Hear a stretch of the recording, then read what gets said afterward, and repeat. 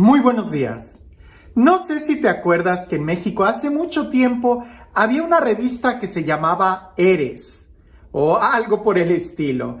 El caso es de que recuerdo que había un eslogan en esa revista que decía ¿eres o te haces?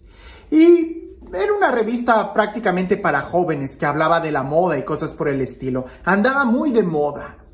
Cuando yo estaba en la secundaria, y de eso ya hace mucho tiempo, pero ya era una revista a colores. Y recuerdo que en una ocasión había un test en esa revista que prácticamente decía algo así como, ¿eres de los que les gusta ser líder o de los que les gusta que los estén empujando?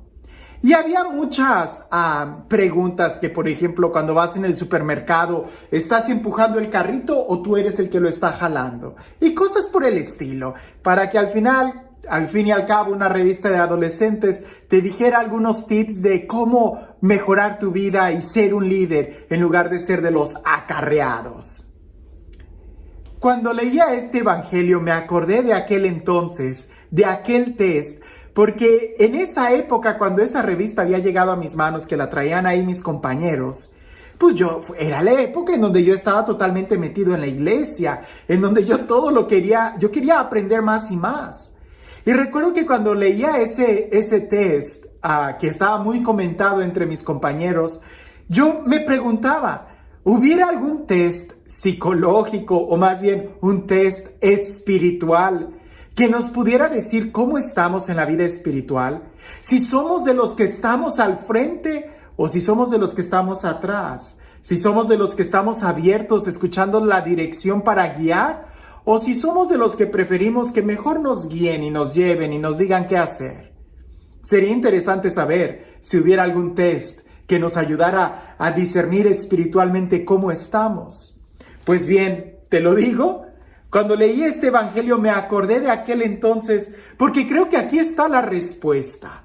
Si leemos atentamente este evangelio, vamos a poder descubrir mucho en qué parte de nuestra vida espiritual estamos. Si somos de los que estamos adelante guiando o si somos de los que estamos siendo empujados. Y creo que cualquiera que sea tu pensamiento, te va a sorprender el escucharlo. Porque las características no son si estamos al frente o si estamos atrás. Recuerda que las matemáticas de Dios no son como nuestras matemáticas. Escuchemos el evangelio. Dice así. En aquel tiempo, Jesús propuso a sus discípulos este ejemplo. ¿Puede acaso un ciego guiar a otro ciego? ¿No caerán los dos en un hoyo? El discípulo no es superior a su maestro, pero cuando termine su aprendizaje, será como su maestro. ¿Por qué ves la paja en el ojo de tu hermano y no la viga que llevas en el tuyo? ¿Cómo te atreves a decir a tu hermano, déjame quitarte la paja que llevas en el ojo, si no adviertes la viga que llevas en el tuyo? ¡Hipócrita! Saca primero la viga que llevas en tu ojo y entonces podrás ver para sacar la paja del ojo de tu hermano. Si nosotros leemos atentamente este texto, vamos a descubrir cuáles son las características de alguien que es capaz de guiar a otro. Y te vas a sorprender, pero si lo leemos detenidamente, resulta que la característica de aquel que puede guiar a otro es que precisamente se deja guiar primero. Jesús aparentemente le está hablando a algunos que se creen líderes y Jesús les dice, ¿líder? ¿Cómo puedes guiar a otros si tú estás ciego? Primero déjate guiar, primero déjate corregir, primero tienes que vivir como discípulo antes de pretender ser maestro. Si nosotros hacemos las preguntas, ¿eres de los que empujas o de los que te empujan, de los que guías o de los que te dejan guiar o de los que te están guiando? ¿Estás caminando o estás estancado? Usualmente en la vida material es fácil que nosotros podamos distinguir esto. ¿Soy líder? Soy líder cuando empiezo a estar al frente de proyectos. Pero en la vida espiritual no es así. El que es verdaderamente líder es el que primero aprende, el que primero es discípulo, el que primero deja que le quiten la paja de su ojo.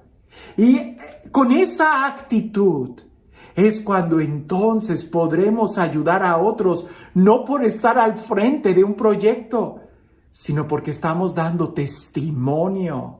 Entonces, aquí los test no aplican. No hay preguntas que nos puedan ayudar a poder distinguir si somos líderes o no, si estamos guiando a otros o no.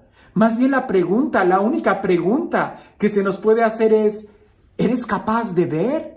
Y de ver no los defectos del otro, no la situación del otro, sino tus propios defectos. Y para eso, primero nosotros tenemos que aprender a dejarnos guiar. Eso nunca va a dejar de suceder en nuestra vida. Recuérdalo, que aunque seas apóstol, radicalmente hablando, por ejemplo, los obispos, ellos todavía siguen siendo discípulos de Jesús. Aunque tú estés al frente de un ministerio, tienes que reconocer y tener la actitud de seguir aprendiendo, de seguir dejándote guiar por el Espíritu Santo, ¿sí? Y también por la autoridad competente.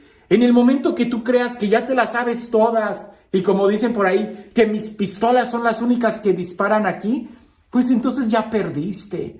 Porque entonces la viga está tan grande en tu ojo que no eres capaz de ver. Sí, puedes ver los errores de los demás, pero precisamente ahí es donde radica quizás tu ceguera, que por estar viendo allá, no te das cuenta de lo que tú tienes. Aquí en Estados Unidos hay un refrán que dice que el pasto de la casa del vecino siempre está más verde que el tuyo. ¿Por qué? Porque parece que así es. Somos capaces de ver lo demás, pero no somos capaces de mirar lo nuestro. Por andar viendo el plato de tu vecino, se te va a caer a ti la sopa. Más bien, descubre cuáles son los errores, las fallas que tú tienes. Déjate guiar por el Espíritu Santo y así, dejándote guiar por Él, va a ser cuando seas capaz de guiar a otros. Ahora, si por ahí hay alguien que dice, no, yo prefiero ser siempre discípulo, nunca apóstol, yo prefiero ser siempre dócil y que me guíen y nunca guiar, pues entonces también estás un poco ciego, porque la guía del Espíritu Santo te va a llevar a que tomes responsabilidades. Recuerda que una de las preguntas que Dios hace a la humanidad es, ¿dónde está tu hermano? Pero la mejor forma de ayudar al hermano es quítate tu viga. Quita primero la viga que tienes en tu ojo. No trates de ayudar al hermano si primero no te ayudas a ti mismo.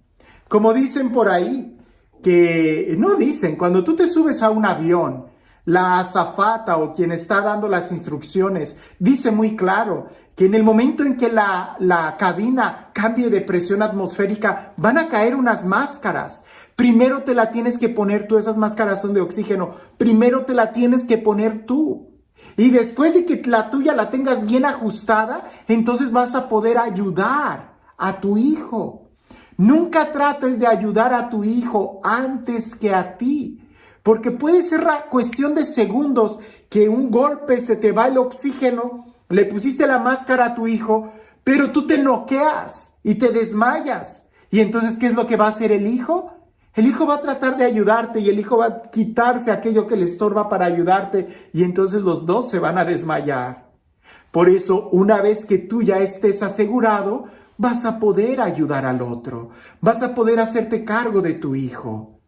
En cambio, si tú te desmayas, ¿quién va a ayudar a tu hijo? Si tú no ves con claridad, ¿cómo vas a guiar al otro? Y la mejor forma de ver con claridad es déjate guiar por el Espíritu Santo, déjate corregir.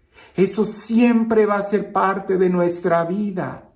¿En qué momento vas a dejar de cometer errores?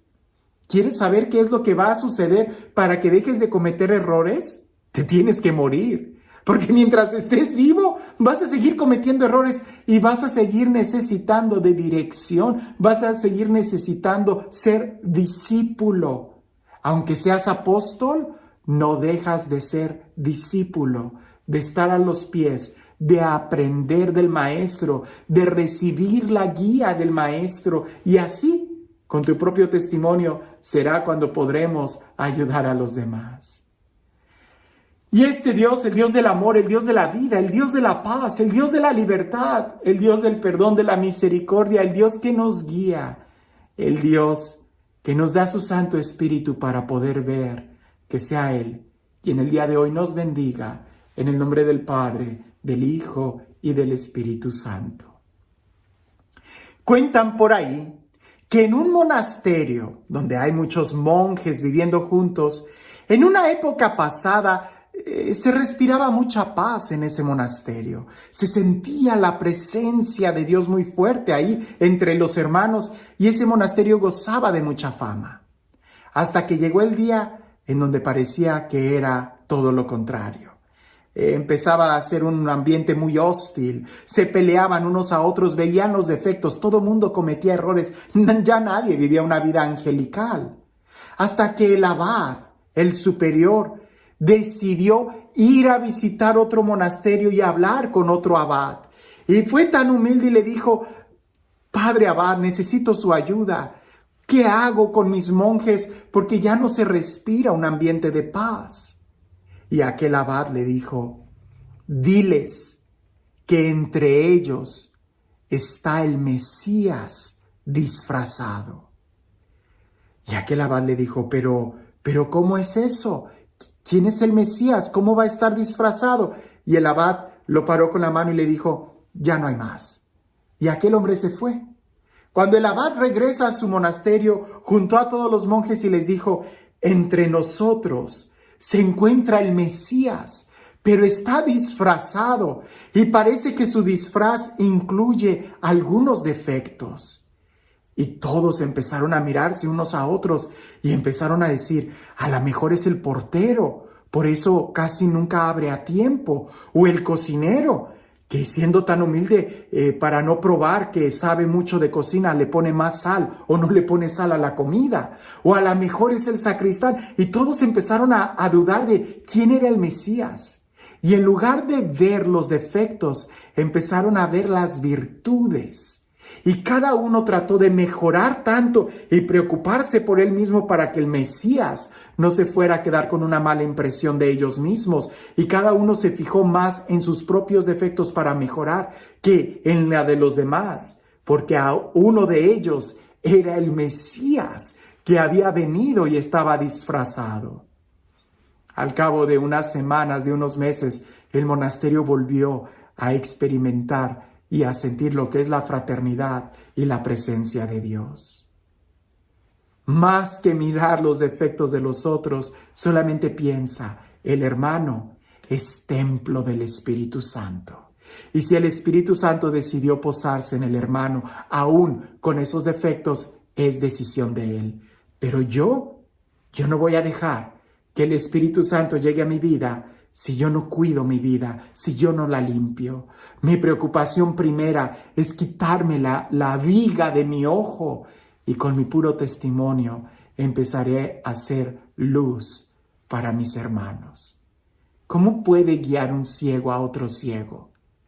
Aquí la pregunta no es si estamos guiando o no, es que ¿cómo pretendes servir estando ciego? Que tengas un excelente día.